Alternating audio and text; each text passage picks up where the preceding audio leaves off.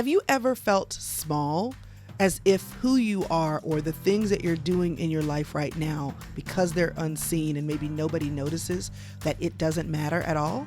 Well, if that's the case, you're not the only one. And I want to talk to you about how being small is actually being great. Hi, my name is Crystal Evans Hurst, and I'm so glad to be able to come to you via video and via podcast. You might be watching me on YouTube or Facebook. You might be listening to me on the podcast. Either way, the content is coming at you because I want to help you. It is 2022, and I'm so grateful for the opportunity that the internet provides me to be everywhere. So we're going to try this out this year and see how it goes. If you are watching me and want to make sure that you're notified anytime and every time that a video is uploaded or that I go live, be sure that you subscribe to my YouTube channel or that you are following my Facebook page. And if I were you, I would do both, because sometimes I do different things in different places. Hey, sometimes that's the way it needs to be. But I also am excited to talk to you today about something that has been heavy on my heart, because I see so many people thinking that what they are doing doesn't really matter for the meaningfulness of their life. And I'm here to tell you that it probably does. In fact, you showing up well to the small things in life is often how you get to the big things in your life. Now, I have to tell you that I get an opportunity to work with a lot of different people. There are the girls who are on our team who work day in and day out to support me in creating the content that we create and putting out the content for the inner circle. By the way, if you don't know what the inner circle is, I'm going to throw a link up so that you can know what that is. It's where we give special content to a group of women who want to support the work we do and put in the effort to intentionally grow. But I don't do that by myself. There's a lot of work that goes into that, and there are wonderful women that help. We also have the opportunity to work with a variety of women because we, every year for the last, 5 years, have had an internship program. I think it's more like 6, actually. And so every year, women of different seasons, different cultures, different ages have an opportunity to apply to be a part of the team. And often, whether it's women who are ongoingly a part of our core team, women who are contracting as a part of our team, women who are volunteering as interns as a part of our team, we have lots of women who are doing small things. And one of the repeating themes that I see is women who will wonder if what they're doing matters. It happens when you're young. It happens when you're old. If we have a project that we are working on and it has 2,700 pieces, and there are 3 pieces that I assign to one person to get done, and they start to feel as if those 3 pieces aren't important, that it doesn't matter, that if they don't do it, no one will notice. It is those same 3 pieces not being done that will cause a break in the chain and will influence the ability of everyone else to do what they're supposed to do.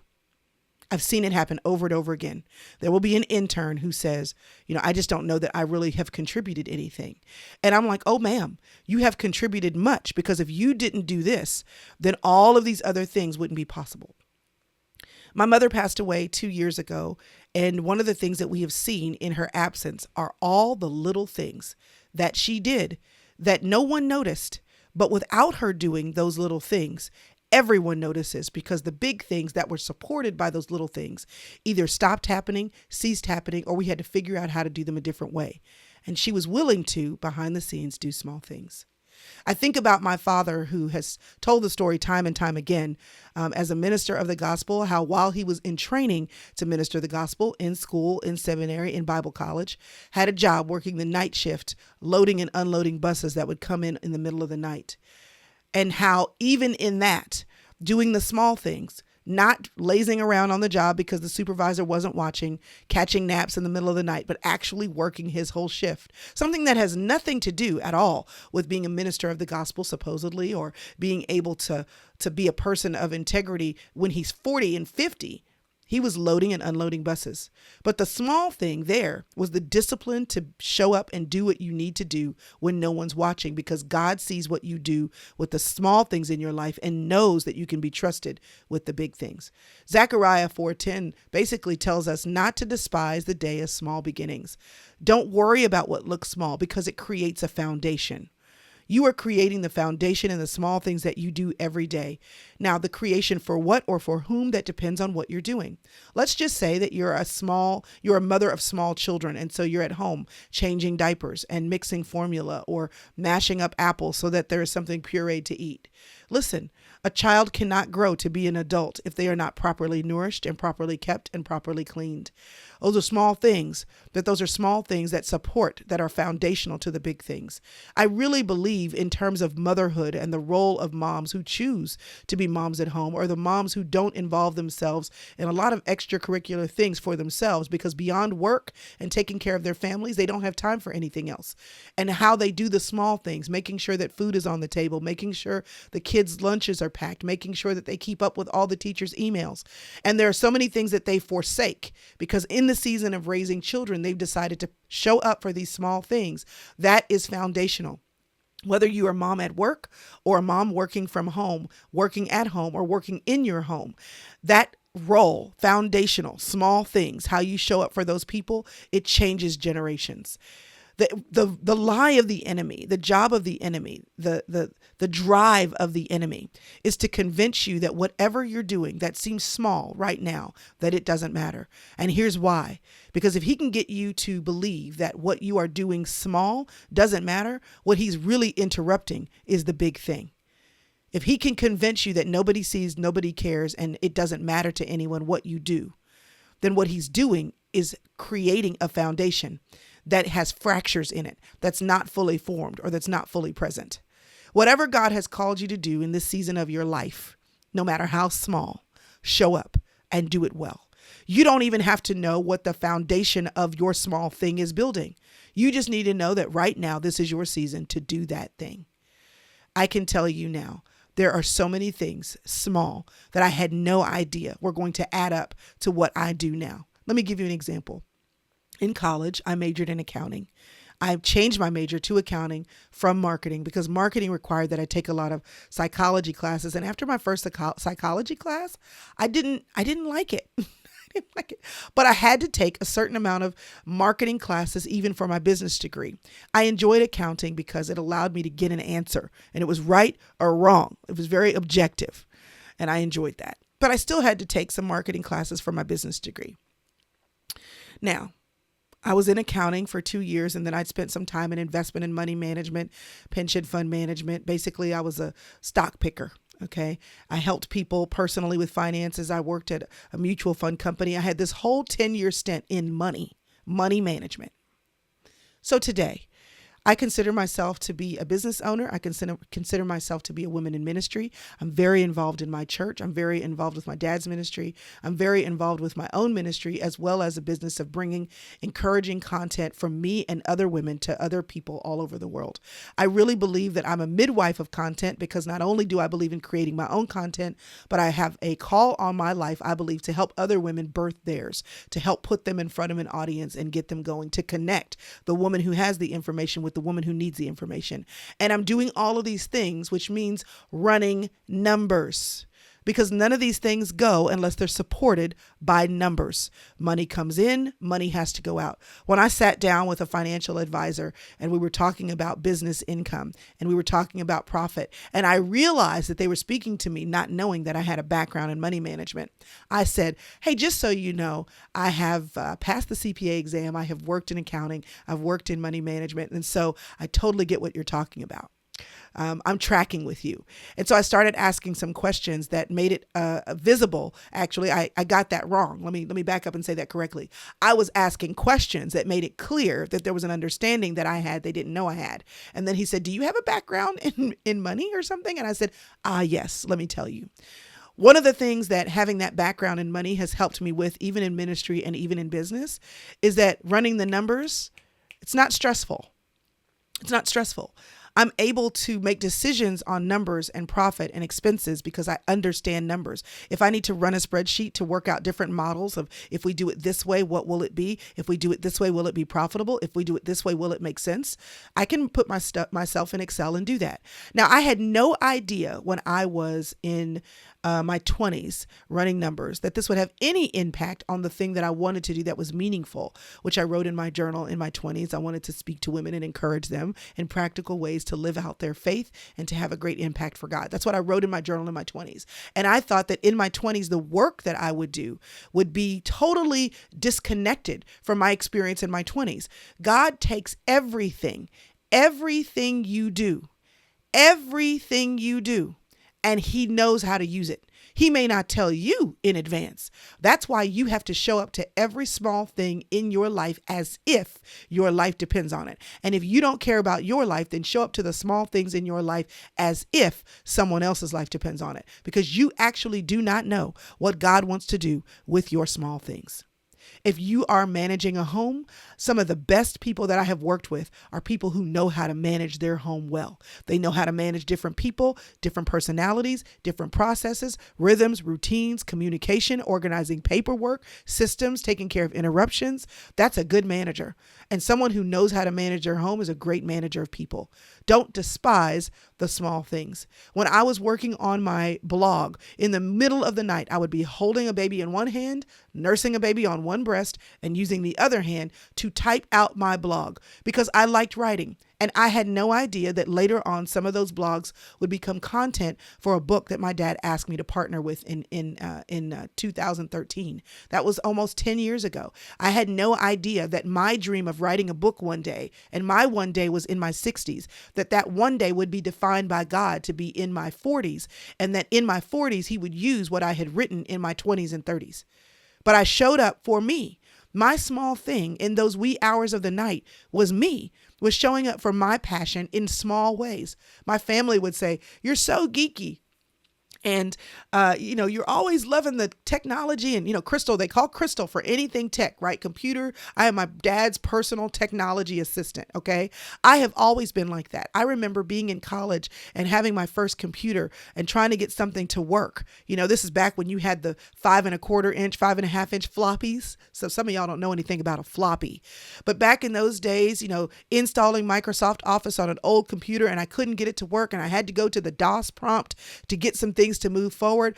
And everybody would say, "She's so geeky. You don't have to do that." And I tinkered with it because that was something I enjoyed. So now here I am, and I do need assistance now. It is very helpful when somebody else shows up with a camera to record or brings the mics in so I don't have to worry about it and I can just focus on the content. But at the end of the day, y'all, if I have to sit here by myself and get that camera to work and figure out how to plug it in and update the firmware, if I have to figure out how to raise the noise gate on my audio, which I just learned how to do that the other day, if I have to figure out how to control a switcher so that we can have multiple angles while I'm doing a video, listen, these are things I can do. So when I have to manage other people who are coming, who have an expertise, I actually can tell them what I want. I can actually give them input, guidance, and direction because I already know. Those were small things, me just showing up for my passion, my desires, and my interests. The small things always, always, always pay off. The small things are you showing up and being a person of integrity despite who's watching, because God is always watching. And whatever you do in word or deed, Corinthians tells us, do it for the glory of God. Be excellent in the small things. Now, I want to tell you that the small things are where the big things get going. When you want to start changing your eating habits, in fact, one of the things that we're doing in the inner circle right now is running a 90-day journey. And one of the optional things to do in the 90-day journey is to work on your health. I call it the Fat Demon Challenge. And whenever we start the Fat Demon Challenge, we always start it with something simple, something really small, because really the changes that you need to make for your physical body have less to do with the whopping major change you make tomorrow. And it has more to do with the small changes you make every day. And we actually jack ourselves up by trying to do the big thing too soon. Give yourself grace to do the small thing and the small thing well. We start out with water. Focus on your water. Even when we work out, focus on starting with 15 minutes or adding 15 minutes to your existing routine. Like, start small and build the habit of doing things excellent and well. Because really what you want to change at the end of the day, really who you want to be in the future when that day comes, is who you learn to be consistently with small things. God says that he trusts people who do small things. He who is faithful in little can be trusted to be faithful in much. Why? Because what you do well, small, defines who you are. If you can show up tomorrow and do something big, Like if you can tomorrow, eat vegan for a whole day. Well, I'm happy for you.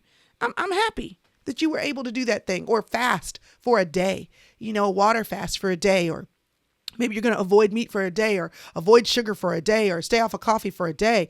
That's awesome. But the changes that you want to see in your body are going to happen by you making those changes over time. And maintaining 27 changes over time is hard. So be faithful and build who you are step by step, little by little, and learn how to be trustworthy and have integrity and be faithful in the small things, because that is what happens when you build small. You build you. You build you. And the one thing that you do small today that you can sustain becomes the building block for the next thing that you are going to do to build you. At the end of the day, here's what you're doing with your whole life. You are building you. And in the overflow of you, you build other people. If I show up and I memorize scripture every day with my children, I'm building myself and I'm building them. If I show up every day and I encourage my husband, then as I build him up, the overflow of that encourages our family. If I show up and I write the sermon study guides for my church every week, nobody has to know that, but guess what I'm doing every time I do that?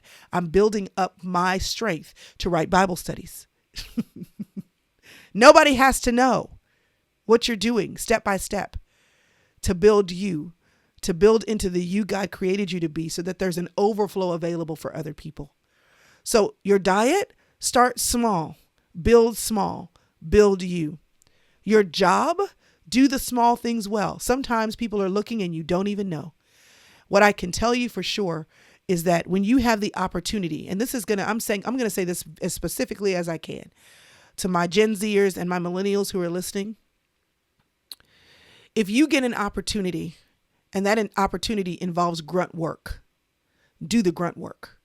I have seen, and I'm going to get on a little bit of a soapbox right quick. I have seen in my 20s and 30s, and I've seen this for me, and I've seen this as a person who is now older and works with 20s and 30s. There is an expectation and an assumption about what you can do.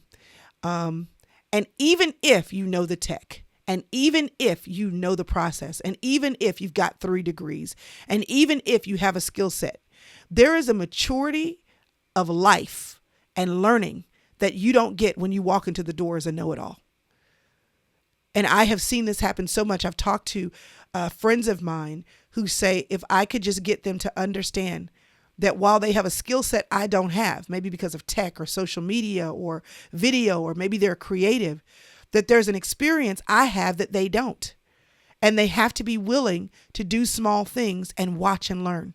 This applies to anyone of any age, but if you are a Gen Z or a millennial, let me just encourage you, because it is the young person who is humble enough to show up and do their best and quiet enough to sit and learn is the one that when they get into their 30s and 40s and 50s, that they not only have the skill set, but they've absorbed the maturity. The pride that says, I know more than you, is the pride that actually blocks you from greatness. So show up and serve and do the grunt work and do the thing, even though you think you can do it better. The sin of Satan was that he didn't want to be small. I am more glorious than all of the angels, right? The whole principle of Lucifer, the angel, getting tossed out of heaven is because he was not good being small. So what do you think his MO is going to be when it comes to getting you out of the line of things that God wants to do in your life? Let me whisper in her ears that she's too big for that. She's too smart for that. That's what he's going to do. He's going to entice you out of humility. So regardless of your age, be humble, and with that humility, be willing not to play small, not to be small, but to do small things. Managing your money, you're not going to manage $1 million if you can't manage the $100 extra you have every month after you pay your bills. It just doesn't work that way, because being faithful in small things is a mindset. It's a mindset of being intentional about small things. My mother, as we go through her things still, has a drawer with all of these change purses. They are these little change purses that are cloth and they're zippered. I have no idea why she has a million of them. I'm like, it must be that something she bought allowed her to get this certain thing for free and she just would collect them over time. I don't know. You know, you go to the makeup store and then you collect all the little travel makeups or the travel perfumes. She has travel purses, like these little coin purses. She has so many of them. But here's what I remember my mother carrying in that coin purse. In addition to coins, she always had cash. And that was her extra cash. My mother lived with an envelope system. You may remember this from Crown Financial. Dave Ramsey talks about this. It's the idea that your money goes in buckets. So she would have an envelope for groceries. She would have an envelope for gas. She would have an envelope, okay? And she lived by this envelope. You want to know why she had an envelope system in her 60s? Because she had that envelope system in her 20s.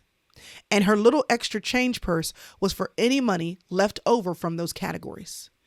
In my mother's 60s, when she did not have to be as budget conscious as she needed to be in her 20s. In my mother's 60s, when she did not have to worry so much about pinching pennies and cutting coupons because that was the season of life she was in, she still had a frugal mindset and didn't want to waste money. Now, my mother was going to dress and she was going to spend some money on her clothes. My mother was going to have her hair done and her hair was going to be done. But what she didn't do was allow that season of her life to take away her responsibility and her stewardship of her funds. I still remember my parents in the last 10 years, remember them writing checks to the ministries that they support every month or every year. I still remember my mother coming to church with the envelope for her tithe and offering. But what she was doing in her 60s and her ability to manage their blessing and finances in their 60s came because of their willingness to manage and pinch funds in their 20s. My dad said he was so sick of ground beef, but my mother was like, that's our budget. That's what I can afford. And so she made it a million different ways. I was looking at the laundry room at my mother's house the other day. She has this broom. It is the tying together of a bunch of sticks. Because when she was growing up in Guyana, there was no broom with a handlebar that they used. They used, and I could be saying it wrong, it was like a bunch of sticks. I don't know how it's like straw. And they would bind it together, and that was the broom. And she had this broom that she would use as a little girl in her laundry room. Because she said, I just like using that.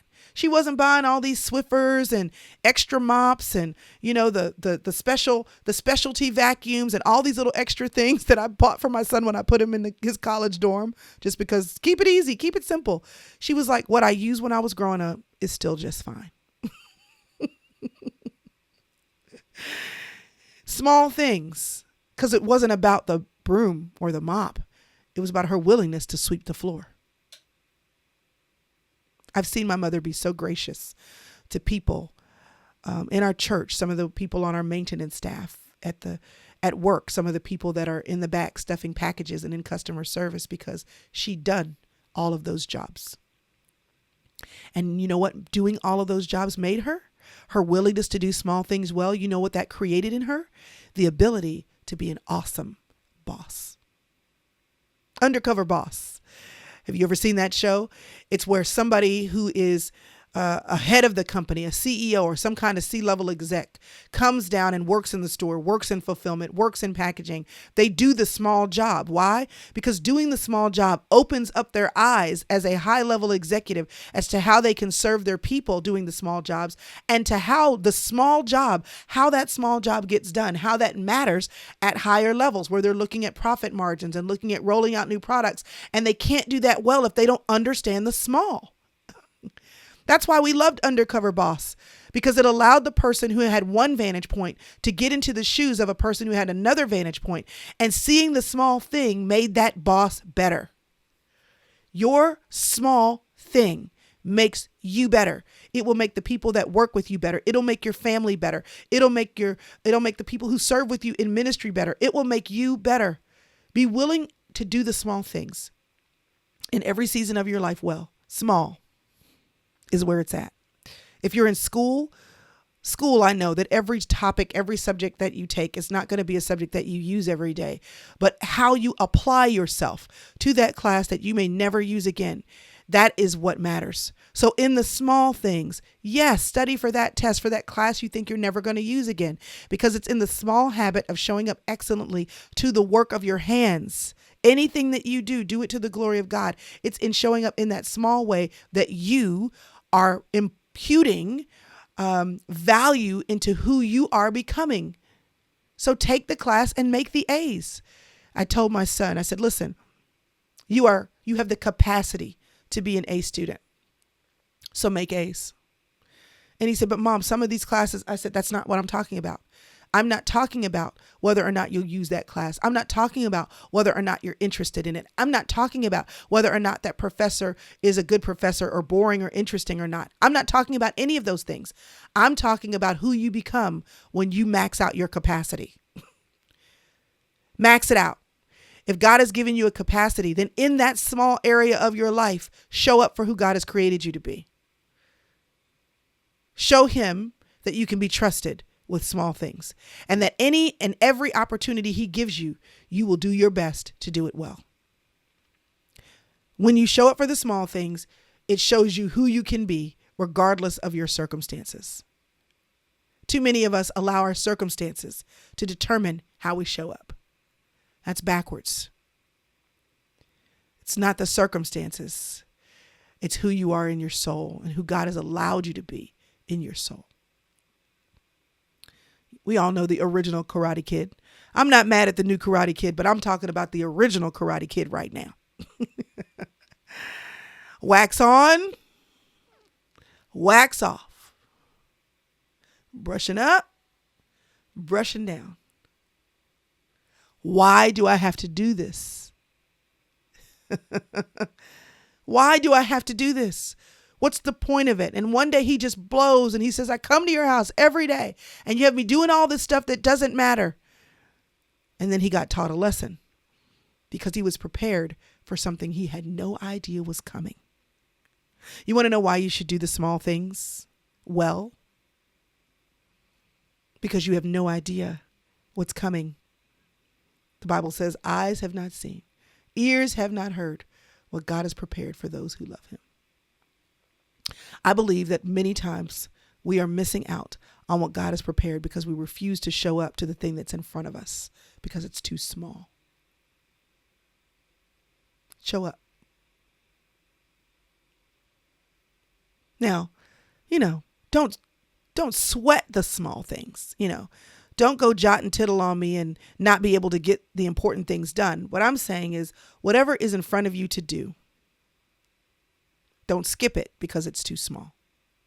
Whether it's your money, whether it's your work, whether it is your education, whether it is your season of motherhood, whether it is ministry and service at your local church, whether it is in your neighborhood, the small things matter because it's who you are and who you are becoming. I used to listen to Dr. Laura Schlesinger on the radio. I don't know if she's on the radio anymore. She was a psychologist who would talk to people. People would call in. Think Dear Abby meets podcasting or radio. A sharp-witted, sharp-tongued Jewish woman who took no slack. And people would call in with a problem and she would answer their question. And she would always kind of whittle down to the bare bones quickly. I guess when you've been listening to people all of your life as a part of your work, you can do that. But I'll never forget one day when she was introing her conversation, because she would always do her radio show with an intro. And she said, I want to know who you are when you finish shopping at the grocery store based on what you do with your cart. She said, your cart matters.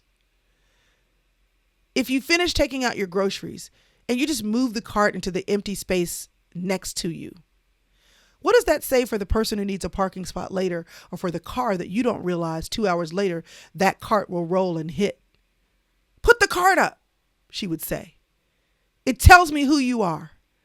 I have never forgotten that. So when we go to the grocery store, I make sure we put the cart up. I put it up. My boys put it up. Because I was that girl who would take the cart and pop a wheelie and make sure that the front wheels were lodged inside the curb of some kind of green in the middle of a parking lot, because I didn't want to walk it all the way to the cart collector. I didn't want to walk it all the way to the front of the store. And I hear her voice in my head, put the cart up, because it tells me who you are. Small things, small, great things. Every small thing that you do puts, deposits a note to yourself and to your God about who you are. And while we know you're not perfect, I'm not, and he knows you're not, it does deposit a note to him and to you about what you can be trusted with. And when you can be trusted with the small things, they're actually not small things at all. They are instead small, great things. You want to be great? Do the small things well. You want to have money? Budget what you have right now. You want to manage 300 people in a growing business? Manage the 3 people that are under your roof right now. You want to know what it looks like for you to have the support that you need in ministry or in work? Show up and serve somebody who needs your support and your service right now. Christine Kane tells the story about how she was asked when Joyce Meyer came to speak at their church's conference to serve as the chauffeur for Joyce Meyer. And she tells how she was going to be on time. She was waiting outside of the door. She was like, I'm going to show up well because I want to show up well and serve. So when she has women now who are late, who are cannot be trusted, who are not trustworthy, who are not women of integrity, she's like, no excuses. I don't care how talented you are. I don't care how well you speak. I don't care how well you can write. If you cannot show up with integrity to the small things, that tells me who you are. And I don't want to hear what you have to say about God if you cannot serve well. Because what I know now is that in me serving well, God was training me for the role that I would have later. And I'm looking for people who are willing to serve and serve well, to be humble, to be dependable, to be communicative, to share of their best resources, even when they're not receiving a check, because that's who they are. So I don't know what God is asking you to do right now that's small. And I don't know how, and if you feel small, because the things that you are needing to do right now in your life, nobody sees or maybe nobody is aware of. What I can tell you is that God is El Roi, the God who sees. And he sees every little thing you do, no matter how small. So plan the meals, budget the money, make the A on that test, be consistent in your service, be dependable, show up to work on time, finish your projects in a timely fashion, and expect greatness to be handed to you, either in time or eternity. Either in time or eternity, from the one who sees, and from the only one that matters, that sees. Great is your reward, in time or in eternity, but often based on how you show up small. Small, great things. That's where it's at. If this has been encouraging to you, I'd love for you to tell me in the comments, what's the small thing in your life that drives you crazy that you don't want to do well, or that you haven't been doing well, that you, after hearing this talk, are committed to doing a better job of showing up well for. And if this video or podcast has been encouraging to you, I would love for you to share it. Subscribe again online at YouTube or Facebook. Make sure you have subscribed to the podcast if you want to hear it by audio every week. And then make sure you leave me a comment, because we look at the comments. We want to hear from you, and we want to know how these episodes are helpful. This is me signing off. It's the Sister Circle, y'all. And this was Coffee with Crystal. We'll see you next time. Bye.